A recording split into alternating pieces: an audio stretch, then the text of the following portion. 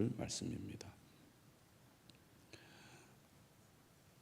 11장 말씀은 믿음의 선진들의 이야기로 구성되어 있습니다.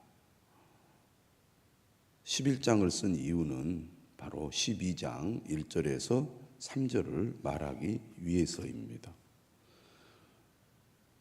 1절 이렇게 시작하죠. 이러므로, 다시 말하면 11장에 믿음의 선진들이 인내하면서 끝까지 믿음의 삶을 산 것처럼 또 그들이 그렇게 살았기 때문에 오늘 히브리서를 읽는 독자들은 그들을 본받아 이러한 삶을 살아야 합니다. 이렇게 1절은 시작을 하고 있습니다. 이러므로 우리에게 구름같이 둘러싼 허다한 증인들이 있으니, 여기에서 구름같이 둘러싼 허다한 증인들은 11장에 언급한 믿음의 선진들을 가리킵니다.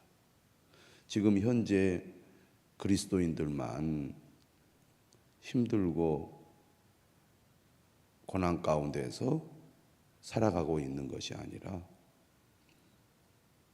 믿음의 선진들도 그리스도인들과 똑같은 어려움과 고난을 겪어왔고 그런 가운데서도 믿음으로 살아왔기 때문에 그들을 본받아서 또 그들의 삶을 보고 용기를 가지고 믿음의 길로 가야 한다는 겁니다. 그들이 지켜보고 있고 그들이 응원하고 있다는 얘기죠. 모든 무거운 것과 얽매이기 쉬운 죄를 벗어버리고 인내로서 우리 앞에 당한 경주를 하며, 여기서 중요한 단어를 먼저 꼽는다면 인내입니다.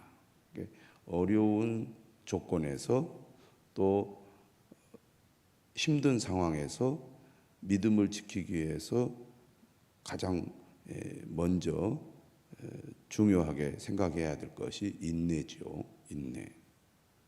어려움을 잘 견뎌낼 수 있는 힘. 사실 그 고비만 잘 넘기면 되는데 그 고비를 잘 넘기지 못하고 주저앉아 버리는 경우가 많습니다. 인내가 참 중요하죠. 그러면 우리가 인내를 잘 함으로써 어떻게 됩니까? 거기 보니까 또 중요한 표현이 나오는데 경주입니다. 경주. 달리기죠. 당시 고대 사회는 이 스포츠가 상당히 발달된 사회였습니다. 로마가 지배하는 시대잖아요.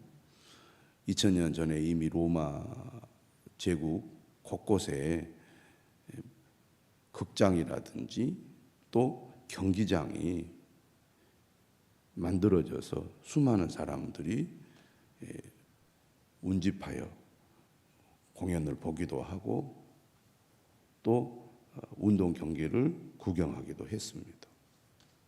당시 수만 명이 들어가는 경기장이 건설될 정도로 2000년 전 로마 시대에 체육 문화가 매우 발달했는데요. 지금 봐도 아주 높은 수준의 경기장 또 공연장들을 만들어서 사람들을 참여시킨 것을 우리가 알 수가 있고 또 확인할 수가 있습니다. 신약 성경을 보면 신앙의 삶을 이런 운동 경기, 특별히 달리기와 같은 이 경주에 비유를 많이 하고 있습니다. 우리의 삶이란 마치 마라톤 경기와 같다는 얘기죠. 또 신앙생활도 마찬가지라는 겁니다. 마라톤 경기와 같다. 이런 비유를 많이 하고 있는데 오늘 12장 1절도 그렇게 비유하고 있습니다.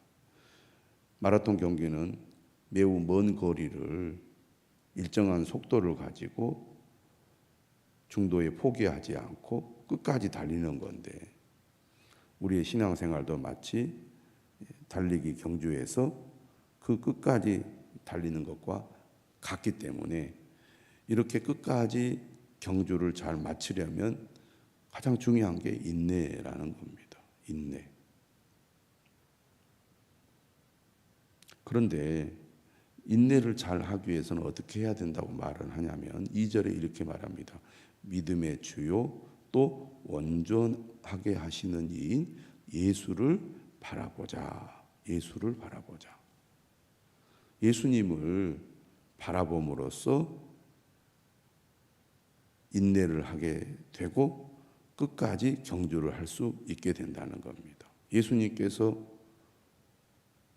우리와 똑같은 고난과 또 심지어 죽임을 당하시지 않았습니까? 예수님은 고난과 죽음의 경험을 통해서 끝까지 인내를 하셨고 하나님의 뜻을 이루었습니다.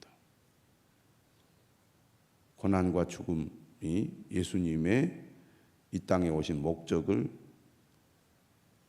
중단시키지 못하고 또 방해하지 못한 거죠. 그런 것처럼 우리도 예수님을 바라보면서 끝까지 인내함으로 믿음의 경주를 해야 된다는 것입니다. 여기 보면 믿음의 경주를 하기 위해서 인내가 필요하다고 말씀했죠. 그리고 또 뭘 이야기를 하고 있냐면 모든 무거운 것과 얽매이기 쉬운 죄를 벗어버리라고 말합니다. 달리기를 하는 사람이 옷을 무겁게 입었다든지 여러 가지 것들을 몸에 지니고 있다면 달리는데 방해가 될 것입니다. 가벼워야 되겠죠. 그리고 달리기에 방해되는 어떤 거치장스러운 거라든지 또 있어서는 안 될 것들이 있다면 달리기 하기가 어려울 것입니다. 생각을 집중해야 되고 옷차림도 단순해야 되고 몸도 가벼워야 되겠죠. 그래서 믿음의 삶을 사는데 방해가 되는 것들이 있습니다. 그러한 것들을 내려놓아야 되겠죠. 벗어버려야 되겠죠. 또 얽매이기 쉬운 죄도 마찬가지입니다. 죄가 믿음의 삶을 살아가는데 방해가 되기 때문입니다. 그렇기 때문에 얽매이기 쉬운 죄를 벗어버리라 이렇게 말합니다. 얽매이기 쉬운 죄라는 게 뭐냐? 4절에 보면 너희가 죄와 싸우되 아직 피 흘리기까지는 대항하지 아니하고 라는 말씀이 나옵니다. 이 고난의 상황을 얘기하고 있는데 여기서 말하는 죄란 4절의 죄란 1절의 얽매이기 쉬운 죄와 같은 개념일 겁니다. 얽매이기 쉬운 죄란 신앙을 저버리도록 압박하는 사회적이고 폭력적인 힘을 가리킵니다. 신앙의 압박을 많이 받았잖아요. 당시 유대인 그리스도인들이 믿음을 저버리도록 압박을 많이 받은 거죠. 그것 때문에 망설이고 또 그것 때문에 그리스도에게 등을 돌리는 경우가 발생을 하고 있는 거기 때문에 그런 것들에 얽매여서 믿음의 경주를 제대로 못하고 있기 때문에 그걸 벗어버려야 인내로서 믿음의 경주를 끝까지 할 수 있다는 얘기입니다. 오늘 우리도 신앙생활 하다가 무엇이 우리가 믿음의 삶을 지속하도록 하지 못하고 있는가, 그 방해하는 것들이 있다면 우리가 벗어버려야 되겠습니다.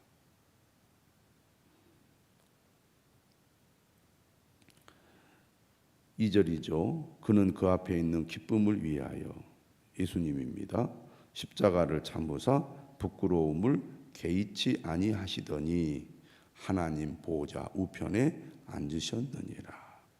그는 끝까지 이 땅에 온 목적을 이루기 위하여 경주를 하셨고 그 경주를 완수하셨습니다. 끝까지 달리신 거죠. 어려움이 있었습니다. 십자가를 참아야 했고 온갖 수치와 모욕을 당해야 했습니다. 그러나 그 예수님은 그것을 감수하고 받아들이시고 끝까지 그것을 당하셨죠. 그리고 결국 승리를 거두었습니다. 그래서 하나님 보좌 우편에 앉게 되신 거죠. 이러한 예수님을 바라봄으로써 우리도 어떻게 해야 됩니까? 인내로서 믿음의 경주를 끝까지 해야 된다는 얘기죠. 3절에 이렇게 말합니다. 너희가 피곤하여 낙심하지 않기 위하여. 그러니까 힘들고 어려우면 뭔가 마음이 또 영적으로 피곤해지고 또 낙심하게 되어서 포기하게 되잖아요. 그러면 인내하기가 어렵습니다. 그런데 우리가 끝까지 인내하고 영적인 경주를 하려면 누구를 생각해야 된다는 거죠? 끝까지 참으신 예수님을 생각하라는 거죠. 고통 가운데 예수님을 묵상하고 그분이 겪으신 고난을 생각하면 예수님께서도 이렇게 나보다 어려운 고난을 견디시고 이기셨는데 나도 예수님처럼 이겨보자, 이런 마음이 생기고 또 용기가 생기면서 참아지게 되는 거죠. 나 혼자 참으려고 하면 어려운데 함께 참는 분이 있으면 참아지잖아요. 예수님 바로 그러셨기 때문에 우리가 예수님을 생각함으로 인내하자는 것이죠. 인내의 모범이 되신 예수님이십니다. 예수님은 어떤 것까지 참으셨냐면 죄인들이 자기에게 거역한 일을 참으셨다고 그랬습니다. 예수님을 대적하는 사람들 때문에 예수님 얼마나 힘드셨겠습니까? 예수님의 사역을 보면 예수님은 모든 사람들로부터 환영을 받고 존경을 받고 또 추종을 받지 않으셨죠. 예수님은 사역을 시작할 때부터 예수님을 반대하고 예수님께 시비를 걸고 예수님을 대적하는 사람들이 있었습니다. 결국 예수님은 그를 반대하고 대적하는 자들에 의해서 목숨을 잃지 않았습니까? 그러나 예수님은 끝까지 그것을 참아내시고 십자가의 길을 가신 거죠. 이러한 예수님을 우리가 생각하면서 인내해야 된다는 것입니다. 예수님을 바라보고 예수님을 생각하면 우리가 이겨낼 수 있고 끝까지 믿음의 길을 갈 수 있다는 말씀입니다. 4절이죠. 너희가 죄와 싸우되 아직 피 흘리기까지는 대항하지 아니하고. 피 흘리기까지는 대항하지 아니하고. 피 흘린다는 것은 극심한 고통을 겪는 것이고 그 극심한 고통의 끝에 무엇이 있다는 얘기입니까? 죽음이 있다는 얘기입니다. 예수님께서 고난을 당하고 죽임을 당하신 것처럼 믿음의 경주를 하는 가운데 극심한 고통, 더 나아가 죽음에까지 이를 수 있다는 얘기입니다. 지금 현재는 그 정도는 아니지만 언젠가는 닥칠 수 있다는 얘기죠. 그런데 이렇게 얘기하는 이유가 어디에 있습니까? 고통을 피하라는 겁니까? 오히려 고통을 견디라고 말합니다. 고통에 맞서라는 얘기죠. 그런 고통이 우리의 믿음을 꺾을 수 없다는 얘기입니다. 그러면서 5절 이하 유명한 말씀을 하는데 우리가 믿음으로 겪는 고난은 결코 손해가 되거나 또 우리가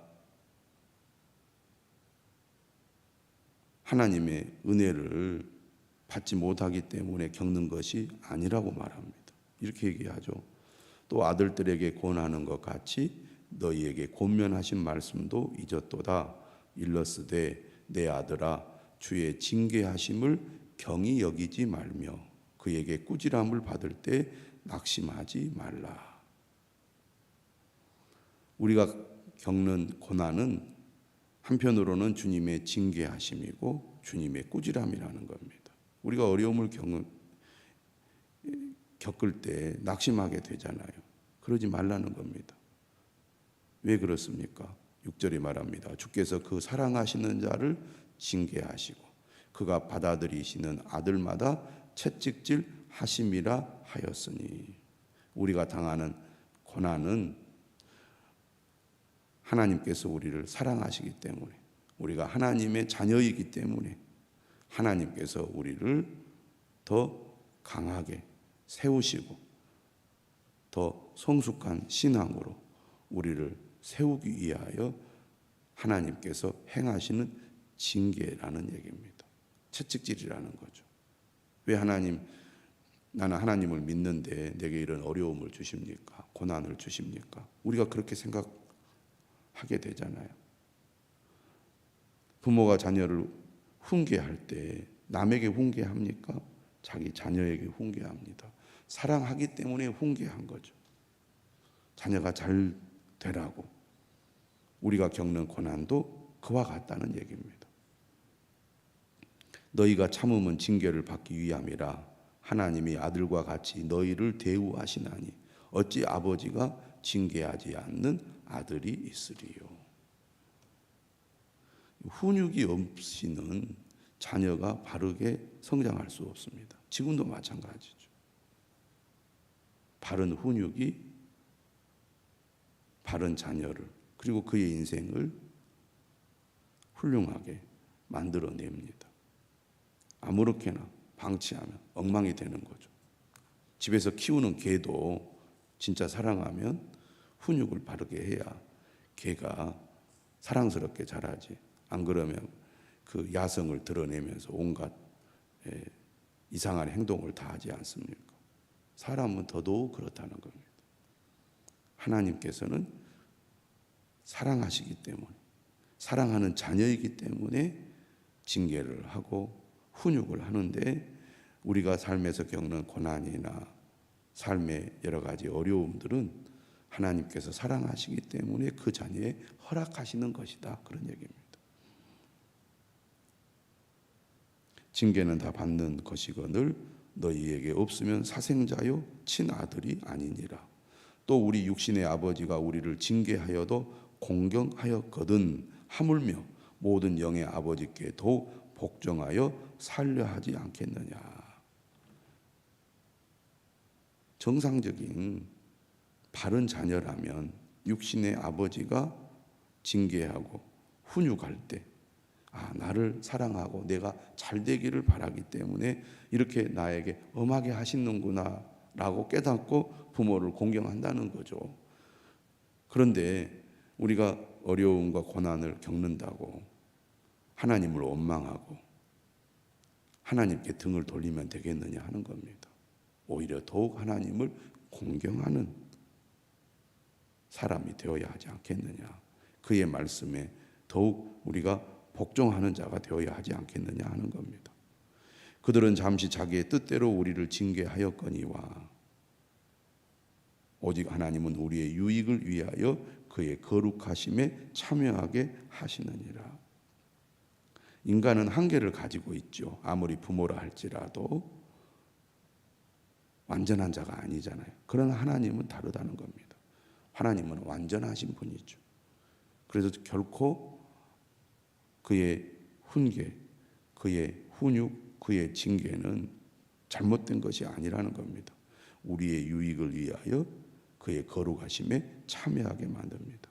우리는 이러한 고난을 통하여 우리의 신앙이 더욱더 깨끗해지고 하나님 앞에 순결해지는 것입니다. 아무 어려움 없이 내 뜻대로 하는 삶은 결코 하나님 앞에 거룩하거나 또 성숙한 그런 사람으로 세워지기가 어렵다는 거죠. 물론 고난의 삶이 결코 즐겁거나 좋지는 않습니다. 11절에도 얘기하죠. 무릇 징계가 당시에는 즐거워 보이지 않고 슬퍼 보이나 후에 그로 말미암아 연단 받은 자들은 의와 평강의 열매를 맺느니라. 징계가 결국은 의와 평강의 열매를 맺는다는 겁니다. 자녀들도 지혜로운 자녀들은 부모의 훈육을 잘 받아들일 때 그의 삶이 열매가 있는 삶이 되는 것처럼 우리의 신앙생활도 마찬가지라는 거죠. 우리가 겪고 있는 이 고난이 비록 슬프고 또 힘들지만 의와 평강의 열매를 맺는다는 것을 믿고 잘 견뎌내야 한다는 얘기입니다. 그래서 12절 결론입니다. 그러므로 피곤한 손과 연약한 무릎을 일으켜 세우고 너희 발을 위하여 곧은 길을 만들어 저는 다리로 하여금 어그러지지 않고 고침을 받게 하라. 달리기 경주를 하는데 손이 피곤하고 무릎이 연약해져 버리면 계속 달릴 수가 없는 거죠. 우리가 신앙생활 하다 보면 여러 가지 어려움을 겪다가 뭔가 마음이 지쳐서 더 이상 앞으로 계속 나가지 못할 정도로 힘을 잃어버릴 수가 있습니다. 그런 상태로 우리가 방치해버리면 안 된다는 겁니다. 다시 힘을 내야 되겠죠. 다시 회복을 해야 됩니다. 그래서 일어나서 다시 믿음의 경주를 해야 된다는 얘기죠. 하나님의 말씀을 통하여 우리가 회복이 되어야 합니다. 많은 성도들이 피곤한 손과 연약한 무릎의 상태에서 일어나지 못하고 주저앉아 있는 경우가 얼마나 많은지 모릅니다. 오늘 12절의 말씀을 우리 모두 들어야 되겠습니다. 피곤한 손과 연약한 무릎을 일으켜 세워야겠습니다. 우리의 경주를 위하여 곧은 길을 만들어야겠습니다. 하나님께서 우리를 도와주시고 우리를 고쳐주셔서 믿음의 경주를 계속하도록 인도해 주실 것입니다. 주님 앞으로 가까이 나아가 다시 믿음을 회복하고 힘을 얻어서 인내함으로 끝까지 믿음의 경주를 다 하는 우리 모두가 되시기를 주님의 이름으로